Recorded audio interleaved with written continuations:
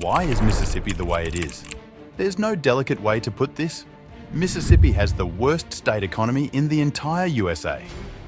What factors have led to this dire situation and what can be done to change it?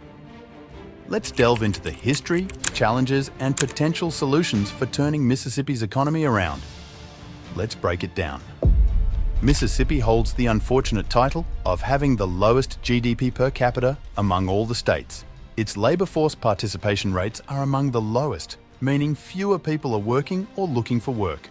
This state also has the highest poverty rate and one of the slowest growth rates in the world's largest economy. These aren't just numbers on a page, they translate into very real quality of life problems for the people living there. For instance, Mississippi has one of the lowest life expectancies and overall human development levels in the country. The average person from Mississippi lives 5 years less and earns almost half as much as the average US citizen. That's a stark contrast. In any large group, like the states that make up the USA, there are bound to be some that rank well and others that rank poorly. But what's particularly intriguing about Mississippi's economic struggles is that this state used to be the richest in the nation. Yes, you heard that right. At one point, Mississippi was at the top. Imagine Luxembourg trading places with Moldova in the European Union. That's the level of shift we're talking about here. This decline didn't happen overnight. It's been a slow process over the past century. And that makes Mississippi a fascinating economic case study. What went wrong? Why did this state go from first to last? To understand this, we need to unpack the root causes of Mississippi's decline. This isn't just a history lesson. It's a story that offers insights into the challenges of operating within a larger economy where almost every other state can offer its citizens better opportunities, better living standards, and better support systems. Consider the broader context. Every other state in the US offers more in terms of economic opportunities, quality of life, and social support. When you're competing in such an environment, how does a state like Mississippi turn things around? Is it even possible, or is Mississippi destined to remain an economic underperformer in a country full of overachievers? One reason for Mississippi's decline is its reliance on agriculture, particularly cotton, in its early economic history. While this made Mississippi wealthy in the 19th century, the lack of diversification hurt the state as the economy evolved and industrialized. Other states adapted and diversified their economies, while Mississippi lagged behind. Education is another critical factor. Mississippi has historically had lower investment in education compared to other states. This has long-term effects, as a less educated workforce is less adaptable to the changing demands of the modern economy. States that prioritize education typically see better economic outcomes, and Mississippi's underinvestment here has certainly played a role in its economic struggles. Infrastructure is yet another piece of the puzzle. Poor infrastructure makes it difficult to attract and retain businesses, which in turn hampers economic growth. When you compare Mississippi's infrastructure to more economically successful states, the differences are stark. Additionally, social and economic policies have had their impact. Policies that don't support business development or adequately address social issues can create an environment where growth is stifled. Back in the early days of the USA, Mississippi was riding high on the hog, thanks primarily to its booming agriculture sector. This agricultural success translated into substantial wealth, making Mississippi the wealthiest state in the Union for quite some time. But how did Mississippi go from being the richest to the poorest state? The story of Mississippi's decline is a classic example of the pitfalls of economic over-reliance on a single industry. As other states industrialized and diversified their economies, Mississippi lagged behind, sticking primarily to agriculture. The Civil War and its aftermath devastated Mississippi's economy. The abolition of slavery meant the loss of the labor system that had underpinned the state's wealth. The transition was tumultuous and left Mississippi economically crippled for years. Economic growth relies on good infrastructure, and Mississippi has consistently lagged in this area. Poor roads, limited public transport, and inadequate utilities make it difficult to attract and retain businesses. Social and economic policies that didn't support business development and failed to adequately address social issues have further stifled growth.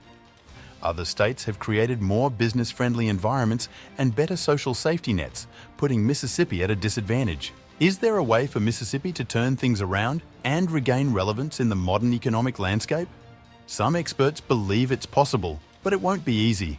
Prioritizing education can create a more skilled workforce, attracting businesses that need talented employees. This means higher incomes and better job opportunities for residents. Upgrading infrastructure would make the state more attractive to businesses and improve the quality of life for its residents. Better roads, utilities, and internet access are crucial. Moving beyond agriculture and attracting industries like technology, manufacturing, and services could provide a more stable economic base. Diversification is key to resilience. Implementing policies that support business development, innovation, and entrepreneurship can create a more dynamic economy.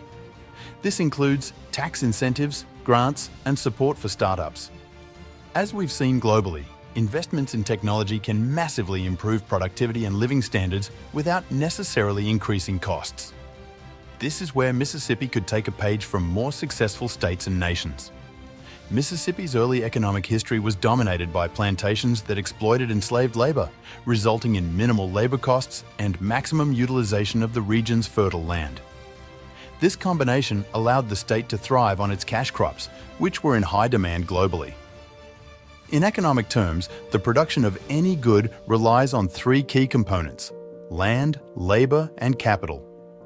Mississippi's effective use of free labor and fertile land reduced the necessity for capital investments, such as roads, machinery, factories, and tools. Interestingly, in that era, enslaved people were treated almost like capital rather than labor. They were considered investments to boost the productivity of plantations, much like machinery would in other industries. Wealthy plantation owners, therefore, had little incentive to invest in modern capital assets, such as automated farm equipment, when they could simply purchase more enslaved people and provide them with basic tools. Moreover, Mississippi's geography, characterized by the extensive waterways of the Mississippi Delta, diminished the need for infrastructure development like roads. The ease of transporting goods via these waterways meant that almost all industries were situated along the rivers. Consequently, the areas between these rivers remained sparsely populated well into the 20th century. Even after the Civil War, Mississippi's economic policies remained heavily skewed towards traditional agriculture, despite the burgeoning potential of the mechanical industry that was revolutionizing other economies. The state had the resources to excel in emerging industries, a sizable labor force, access to ocean trade routes, and potential links to European markets. Policymakers and potential industrialists of the time were averse to the idea of black people working in factories, further stalling industrialization. Thus, the very factors that had contributed to Mississippi's economic strength in the early 19th century became its impediments by the century's end. The reliance on slave labor had created a wealthy, isolated class of landowners who saw little benefit in investing in industrial infrastructure or diversifying the economy. In 1865, 55% of Mississippi's population were former slaves. Although they were no longer enslaved, their new reality was fraught with difficulties. They were now responsible for their own livelihoods without any support or resources. The state was left with a population that was largely uneducated and deeply divided, with few opportunities for advancement. The new state constitution, which favoured agricultural interests, only compounded these issues, preventing the state from leveraging its potential in other sectors and leaving it economically stagnant. The recorded wealth of Mississippi saw a dramatic collapse post-Civil War, not just due to the loss of its primary industry, but also because of a significant shift in how assets were counted. Frequent flooding, tropical diseases, tornadoes, and poor soil quality hindered collective progress. Even today, these environmental issues make doing business in Mississippi more challenging than in many other parts of the USA. Imagine trying to build wealth with the constant threat of natural disasters. If one person can keep their home and investments intact, while another's assets are repeatedly destroyed, the former will naturally accumulate more wealth over time. This analogy scales up to the state level, highlighting the persistent economic predicament Mississippi faces. In summary, Mississippi's historical reliance on agriculture and slave labor created a narrow, fragile economic base.